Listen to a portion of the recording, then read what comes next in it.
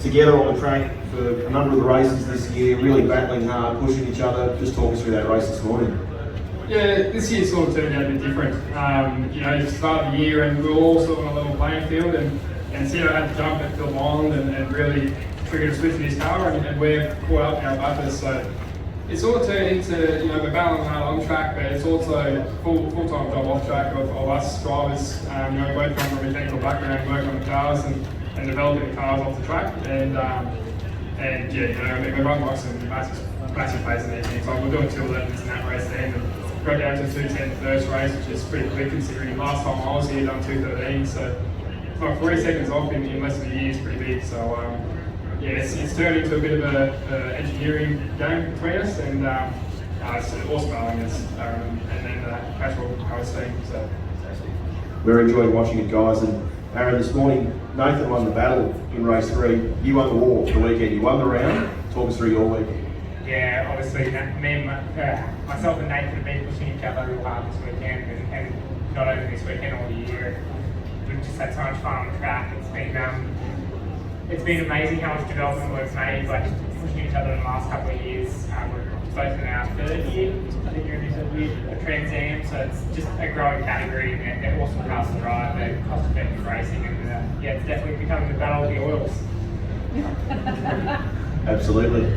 And these guys are both real racers. They're both actually second generation racers as well. I'm sure you all know Aaron is the son of two-time Australian Touring Car champion and legend, Glenn Seaton, and Nathan is the son of quite a legend in speedway circles, Stuart Hearn, who's was a great driver on the dirt. For you guys, it's more than just getting in the car and racing. You're both working in automotive backgrounds, you're both working with your teams. Nathan, talk us through what you do a week before a race with the guys at GRM back in Melbourne. Yeah, so I work 4 jobs during the week. I take work off. All those jobs are quite flexible. Obviously the rest I need to work flexible jobs. I work casual 2, part-time for 1 and contract for the other. So and then come down work GRM week before every race meeting in the S5000s. Just to understand cars a bit more. Biggest thing I've learned against racing at Cito and everyone in Trans Am is, we can't just rock up to the track and expect the engineers to do it. We're not a supercar team. We don't have engineers dedicated to the job. Set up the car comes from us and the drivers, and me and my dad, we built that setup, and we've come from a dirt background, and for us to get up to the pace of Cito and all of them, it's been pretty big, and it's a real it's good to see the category get so competitive now. When we first started, it was Cito was dominating, and we were racing Formula 4 when Aaron got into it, and it's all him getting into it. He was the reason why I came in. To be battling against Aaron, it's pretty big. My dad, he always grew up watching the touring cars, and he's the same age as Glenn, but he's always supported Glenn throughout the supercars, and he's always been a fan of Bathurst and everything like that. So yeah, this weekend was pretty surreal for him, and to be battling against the Citizens, obviously they've got the big name, but at the end of the day, they're on blokes and we're just competitors, and we've got great respect off the track, but on the track we definitely know each other over there, so it's awesome fun. Aaron, obviously you're not only racing in the Trans Am series, you're racing in the Super 2 Dunlop series. Your first start here at Bathurst just over a month ago with Matt Stone Racing, and you're working with Matt Stone away from the track. Just talk us through a little bit about what you're getting up to from Monday to Friday. Yeah, so I actually work on my own Super car at MSR. So I did 2.5 years. I started mid-2017 at DJR Team Penske and sort of just worked the ropes there on their cars, and I was majority of the time there on Fabian's car. And they were just an awesome bunch of guys to learn from, and just to develop my technical knowledge of the supercar was second to none. So I was fortunate to get the opportunity through Jason Domisor, Leo Tobin, and Matt Stone to jump in a Super 2 car this year. So my first round was here around 7 months ago, and we've definitely got some work to do, and we're learning each time we go on track. But I'm loving every minute, and that definitely takes up a lot of my time. Is working on that car, just developing it, and see how far we can take it. Obviously we're here for the categories of the Bathurst 6 Hour, but I'm sure everyone in this room watches supercars. We all watch supercars at Bathurst. We know what supercars are like around the mountain. Trans Am, something a bit new, it's a bit different. You guys are pushing really hard out there. What's it like driving the Trans Am around Mount Panorama, and how does that compare to the supercar?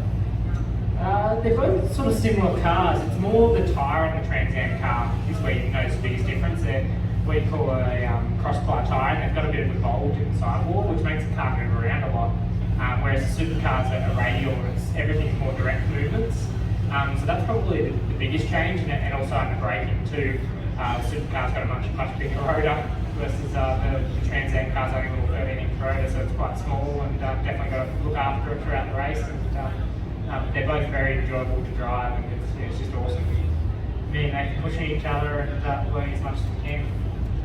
You said these guys are real racers. They don't just race their Trans Ams. Obviously, Aaron races the Super 2, and Nathan, you race an S5000, and we saw this morning a demonstration run with Braden Wilmington in one of the S5000 V8 open wheelers.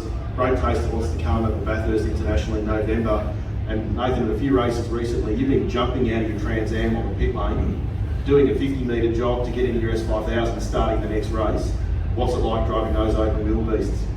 It's different. You hop into the S5000 and slow speed is quite similar to Trans Am, and it your tyre, heaps of power, heaps of torque, and it's all throttle control. Where you get to the high speed stuff, and that's where I've really had to learn is to be a lot more smooth with the S5000. They don't like to be muscled around. These Trans Ams, you can drive it like Cedo, where he drives, two fingers and nice and smooth, or you can drag it around like me. And the S5000 style is definitely a Cedo style. It's nice and smooth, but it's awesome fun. It's probably progressed my learning twice as quick. When Gary first called me out for the opportunity to do it, I didn't know what I was going to do because I was still contracted with Dream Racing.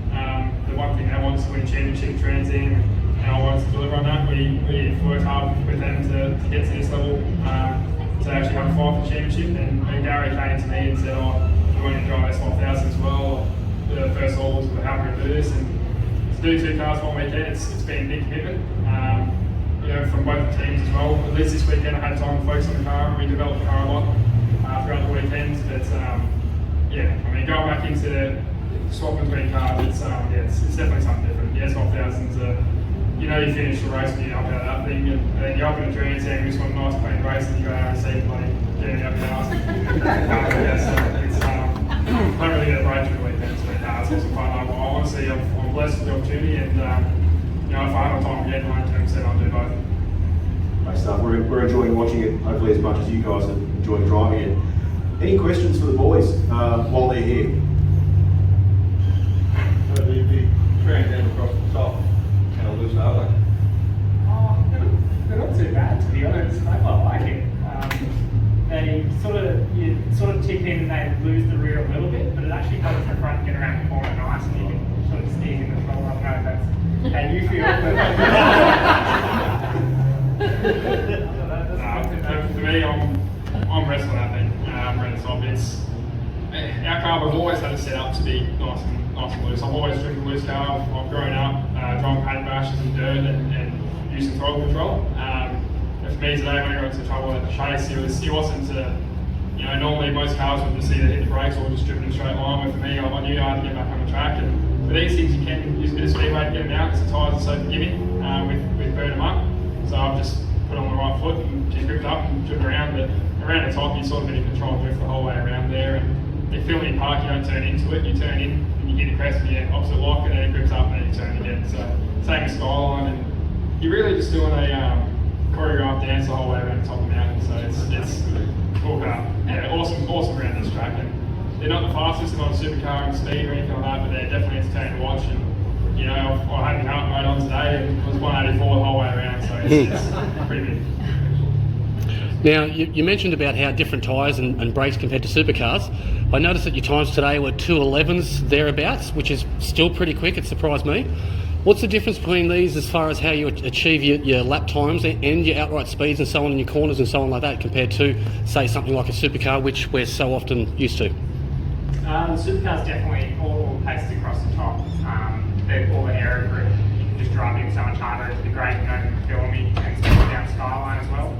I looked at the speed trace practice, and it was the exact same speed down Conrod and up Mountain Straight as a Super 2 car, just because they've got less drag than a Super 2 car with less aero. I think I did a 2:07.1 here a month ago in a Super 2, and so it's about 3 or 4 seconds slower, which should be mostly across the top. Yep. Okay. Thanks, guys. And we'll be seeing both Aaron and Nathan on track in the next round of the Trans Am Series, which will be at Sydney Motorsport Park with the Shannon's Motorsport Australia Championships, April 30 to May 2. We'd love to see some of you out there. Thanks to both Nathan and Aaron this morning. They're two great young guys with big futures. They've got some great supporters behind them in Castro and Valvoline. I know we've got the Valvoline guys here today. Thank you for your support of motorsport as well. Everybody, round of applause for Aaron and Nathan.